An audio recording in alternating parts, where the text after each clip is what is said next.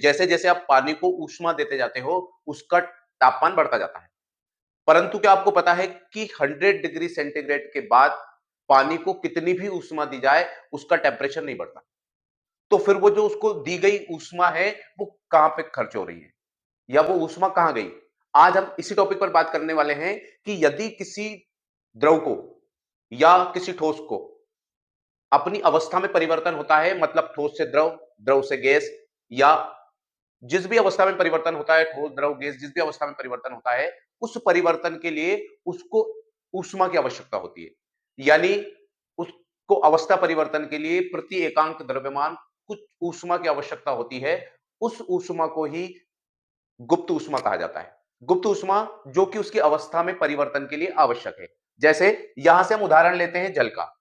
मान लो हमारे पास एक -10 डिग्री सेंटीग्रेड का एक बर्फ का टुकड़ा है। यदि हम उसको टेम्परेचर देते जाएंगे तो उसका तापमान बढ़ेगा 0 डिग्री सेंटीग्रेड तक। परंतु 0 डिग्री सेंटीग्रेड के बाद उसका टेम्परेचर बढ़ना बंद हो जाएगा।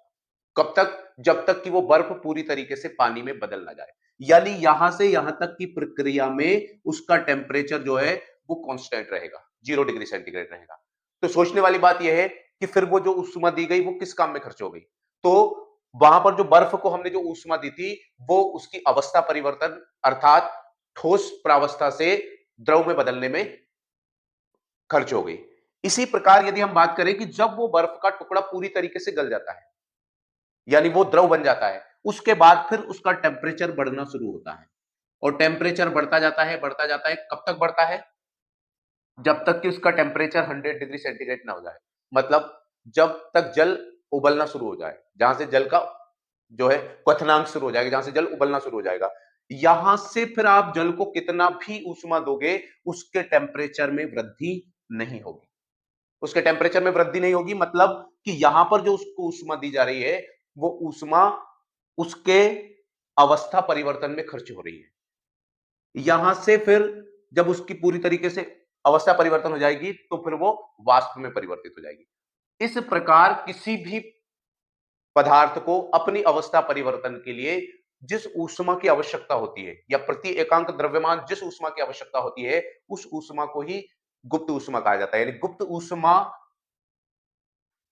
यदि क्यू की बात करें तो यह डिपेंड करता है उसके प्रति एकांक द्रव्यमान पर। तो जो गुप्त ऊष्मा L बराबर होता है Q/m। Q मतलब ऊष्मा का मात्रक जूल, और पर केजी, इसको कैलोरी में भी लिखा जाता है। तो यहां से हम बात करें कि जो गलन की गुप्त ऊष्मा है वो है 80 कैलोरी पर केजी, और जो वाष्पन की गुप्त ऊष्मा है वो है 540 कैलोरी पर केजी। तो किसी भी पदार्थ को अपनी अवस्था परिवर्तन के लिए बिल्कुल एग्जैक्ट ऐसा ही होता है कि किसी को भी अपनी अवस्था में परिवर्तन करना हो, तो वो अपनी जो ऊष्मा है उसको छुपा के रखता है। अपनी जो एनर्जी है, ऊष्मा मतलब एनर्जी, उस एनर्जी को वो छुपा के रखता है। जिन लोगों ने अपनी एनर्जी को बताया है, उनका टेम्परेचर तो बढ़ता जाएगा, परंतु अवस्था में परिवर्तन नहीं होगा। यहां पर भी ऐसे ही होता है कि जो लोग अनावश्यक प्रदर्शन करते हैं, तो उनके टेम्परेचर यानी मतलब लोग कहते हैं कि बहुत तरक्की कर रहा है, परंतु एक्चुअल में उसकी अवस्था में कोई परिवर्तन नहीं हुआ होता है। तो अवस्था में परिवर्तन के लिए आपके पास जो एनर्जी है, उस एनर्जी को आपको गुप्त रखना पड़ेगा।